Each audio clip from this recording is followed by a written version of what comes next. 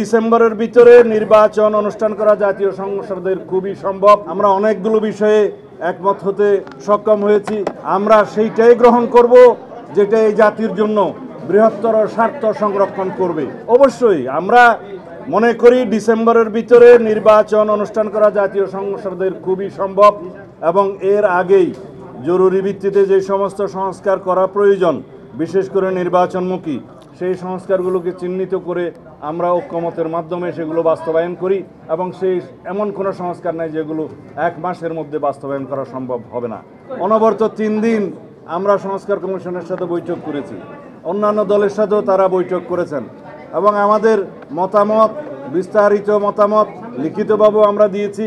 আলাপ আলোচনার মধ্য দিয়ে আমরা অনেকগুলো বিষয়ে একমত হতে সক্ষম হয়েছি। কিছু কিছু বিষয়ে লিখিত রিপোর্টে আমরা দ্বিমত থাকলেও আলাপ আলোচনার মধ্য দিয়ে কোথাও কোথাও নীতিগতভাবে একমত, কোথাও কোথাও আংশিকভাবে একমত এবং কোথাও কোথাও পূর্ণাঙ্গ একমত হতে পেরেছি। আমাদের আলাপ আলোচনার মধ্য দিয়ে বিভিন্ন বিষয়ে অত্যন্ত গুরুত্বপূর্ণ ইস্যুগুলোতে আমরা প্রায় কাছাকাছি আসতে সক্ষম হয়েছি।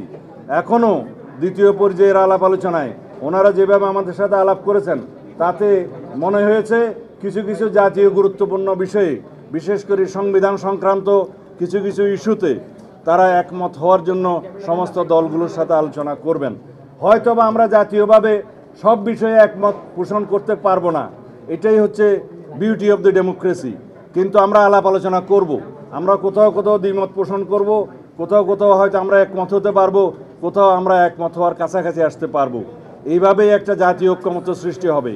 সকল বিষয়ে যদি ঐক্যমত্য সৃষ্টি হয় সকল রাজনৈতিক দলের মধ্যে, স্টেক হোল্ডারদের মধ্যে, তাহলে হবে সেটা একটা অনন্য অপূর্ব জিনিস।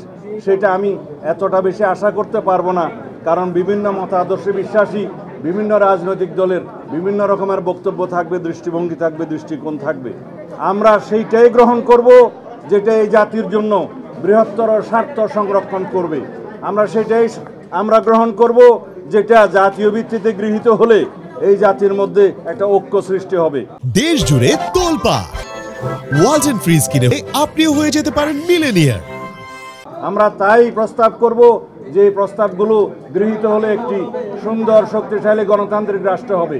এখানে আমাদের মধ্যে চেক অ্যান্ড ব্যালেন্স প্রতিষ্ঠিত হবে, রাষ্ট্রের সকল অঙ্গের মধ্যে একটি ভারসাম্য অবস্থা সৃষ্টি হবে, তার মধ্য দিয়ে একটা হারমোনিয়াস কোঅপারেশন হবে in between all the organs of the state.